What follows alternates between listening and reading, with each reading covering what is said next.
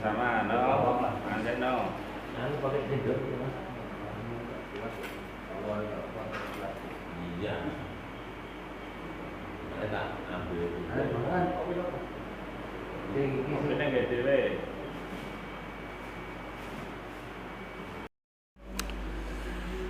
Innal hamdalillah nahmaduhu wa nasta'inu wa nastaghfiruh wa nu'minu bihi wa natawakkalu alaihi wa na'udzu billahi min sururi anfusina wa min sayyiati a'malina may yahdihillahu fala mudilla lahu wa may yudlil fala hadiya lahu asyhadu an la ilaha illallah wa asyhadu anna muhammadan abduhu wa rasuluhu amma ba'du. Qala Allah ta'ala wa man ahsanu qawlan mimman da'a ilallah wa amila sholih wa qala innani minal muslimin. Wa qala Rasulullah sallallahu alaihi wasallam baliku ani walau ayahuma qala Rasulullah. Alhamdulillah hadirin sama-sama dirahmati oleh Allah Subhanahu wa taala. Bersyukur kepada Allah Subhanahu wa taala karena Allah Subhanahu wa taala masih memberikan kita kenikmatan yang banyak sekali. Kita diberi kesehatan badan, bisa makan minum, bisa menikmati hawa yang segar ini, dan yang lebih besar lagi kita masih diberi kekuatan untuk mengerjakan sholat subuh secara berjamaah. Ini suatu kenikmatan yang paling besar atau sangat besar ya. Kenapa kok kita diberi kenikmatan besar sholat subuh? Kita lihat di sekitar kita, di sekeliling kita saja, bahkan di tempat lain, banyak orang yang lebih kaya daripada kita, banyak orang yang lebih pandai daripada kita, banyak orang yang lebih pintar daripada kita. Subuh-subuh dia masih tidur. Karena apa? Ya ditidurkan oleh Allah Subhanahu wa taala, tidak dibangunkan, tidak diberi nikmat untuk mengerjakan sholat. Padahal kalau kita adzan subuh, as-sholatu khairum minan naum, sholat lebih baik daripada tidur. Tapi kenyataannya banyak yang memilih enaknya tidur. Kenapa? Memang tidak dirahmati oleh Allah Subhanahu wa taala, tidak diberi nikmat oleh Allah Subhanahu wa taala. Pahalanya apa? Barang siapa mengerjakan sholat subuh secara berjamaah, ini ada jaminan daripada surga. Padahal surga itu salah satu cita-cita manusia bila meninggalkan dunia masuk surga. Karena rahmat Allah Subhanahu wa taala. Kita hidup di dunia tujuannya kemana? Kalau kita hidup di dunia hanya mengumpulkan harta saja, ya kita meninggalkan dunia, harta kita tinggal. Karena tidak ada yang bernyawa pun, satu pun yang bernyawa ini pasti akan mati. Demikian juga kita ini semua ya, yang masih kecil, yang masih besar, sudah umurnya banyak, nanti akan mati juga ya. Seperti saudara-saudara kita, teman-teman kita yang sudah mendahului kita. Nah, maka ini dia mati ini salah satu proses untuk kita masuk ke alam akhirat yang lebih lama lagi. Jadi manusia ini fase kehidupannya 9 bulan 10 hari di perut ibu kita, terus hidup di dunia, masuk alam kubur, ini lebih lama lagi. Kita nunggu di kubur itu bisa ratusan tahun. Kita hidup ini paling 60-70 tahun. Kita masuk alam akhirat ribuan tahun, bahkan abadan selama-lamanya. Maka kehidupan kita ini yang menentukan saat kita ini hidup di dunia yang singkat ini. Jadi sama-sama dirahmati oleh Allah Subhanahu wa taala, kita mengerjakan sholat subuh, satu langkah kaki kita menggugurkan dosa kita, satu langkah kaki kita berikutnya menaikkan derajat kita di akhiratnya Allah Subhanahu wa taala ya.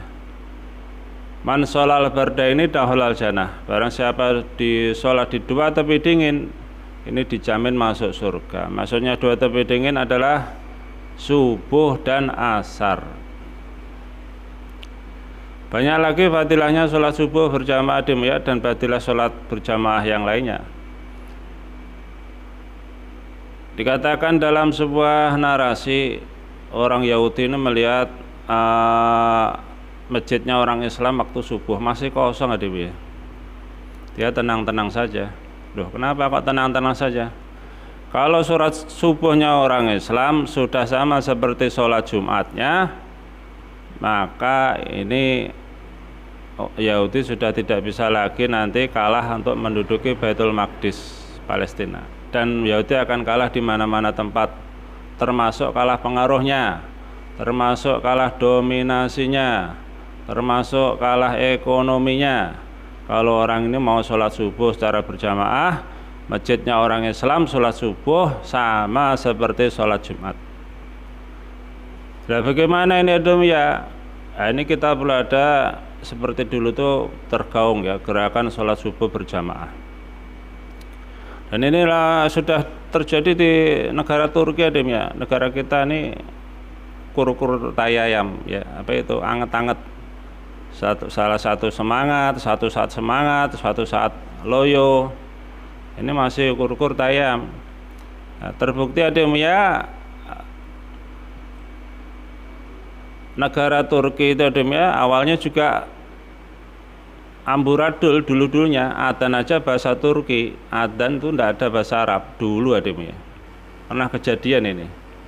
Sehingga ekonominya morat-marit ya. Budayanya sekuler, liberalisme, campuran. Padahal sana itu perbatasan antara Asia dan Eropa. Orangnya bagus-bagus, ganteng-ganteng, cantik-cantik. Jadi negara sekuler. Padahal itu negaranya Utsmaniyah, Khalifah Utsmaniyah. Sultan Al-Fatih itu ya dari Turki itu, Istanbul Turki itu. Yang buka apa itu Romawi Timur itu udah zaman dulu ya. Berkuasa selama 600 tahun, paling lama ya. Paling lama umat Islam berkuasa itu zamannya Khalifah Utsmani. Khalifah Muammiyah hanya 100 tahun, Khalifah Abbasiyah 400-500 tahun, Khalifah Utsmaniyah 600 tahun. Total 12 abad dunia ini dipegang oleh kekhalifahan Islam. Yang ke-13 ini sudah runtuh kekhalifahan Islam ada. Abad 13 abad runtuh. Maka sebetulnya tidak ada angka sial 13, tidak ada demi. Nah, Khalifah Islam menguasai 13 abad ya. Sampai 1400-an tahun. Yang membuat apa itu woro-woro 13 angka sial, yaitu ya orang barat itu demi.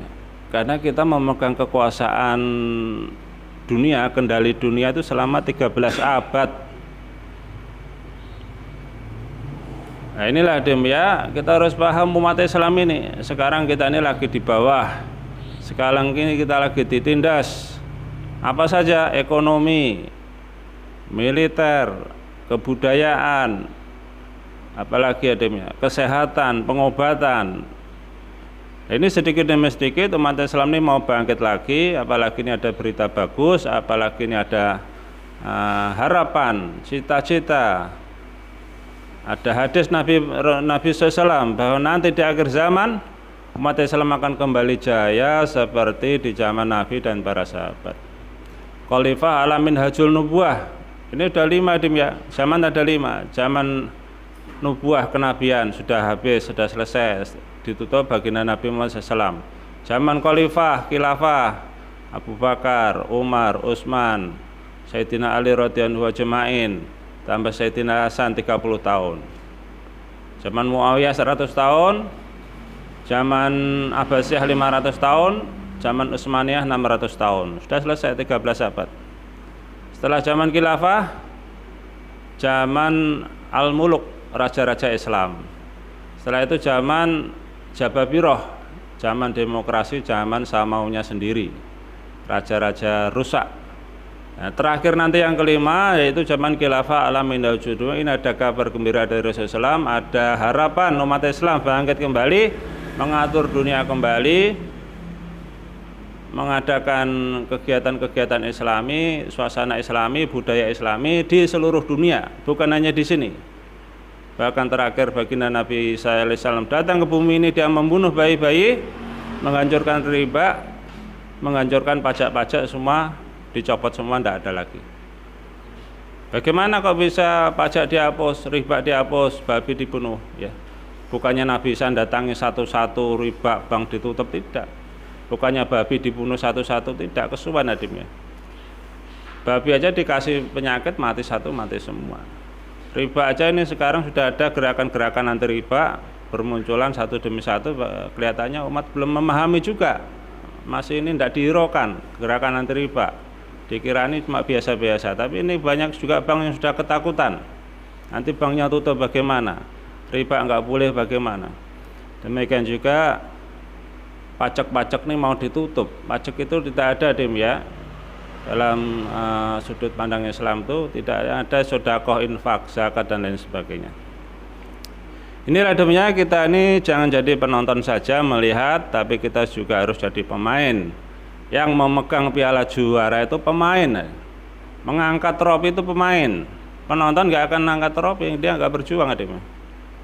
Kalau kita juara, angkat trofi, angkat piala, pemain, meskipun pemain cadangan. Tapi kalau hanya penonton, kita nggak bisa ngangkat trofi, nggak bisa ngangkat piala. Pentingnya ini ya, kita usahakan, kita istiqomahkan sholat 5 waktu kita, terutama setelah subuh, dan kita ajak teman-teman kita, jangan kita ibadah sendirian. Ya, setan tuh senang dengan orang yang ibadah sendirian. Sebetulnya setan juga nggak senang, dia masih ibadah, dia mau ditipu lagi. Tapi kalau kita ibadah sendirian, setan senang, nggak usah dakwah, nggak usah ngajak, diam saja kamu. Yang penting kamu sudah sholat, yang penting kamu sudah baca Quran, yang penting kamu sudah ikut pengajian. Teman nggak ikut ya sudah, teman nggak ngaji ya sudah, teman nggak sholat ya sudah, urusannya masing-masing. Ini kalau segi dunia saja ini sudah salah dim ya. Orang nggak kerja kita biarkan ya. Orang nggak cari nafkah kita biarkan, orang nggak makan kita biarkan, orang nggak punya makanan kita biarkan. Dari segi dunia aja kita sudah salah kalau pemikiran demikian. Apalagi ini dari segi agama, orang nggak sholat ya kita ajak sholat, orang nggak ngaji kita ajak ngaji, orang nggak mau masjid kita ajak ke masjid. Insya Allah ya. Orang lebihnya mau dikelaskan. Ini kemarin sebetulnya Pak Haji Supano Yaji itu sudah siap, saya nganter Uwi ke sana. Dia kosong waktunya siap, ini kebetulan nggak hadir, lupa karena saya sendiri tadi bangun jam 4, subuhnya ini ternyata jam 4, kalau dulu kan setengah 5 ya.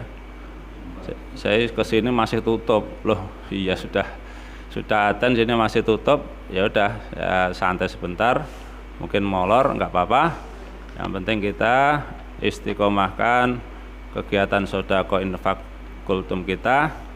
Ini sebagai tambahan amal kita nanti di akhirat, saksi kita di akhirat, kita mengadakan kultum, kita mengadakan sedekahan dan lain sebagainya. Kurang lebihnya mohon diikhlaskan, sama-sama tutup dengan doa kufur majelis. Subhanallah bihamdi, subhanakallahumma wa bihamdika, asyhadu alla ilaha illa anta, astaghfiruka wa atubu ilaik.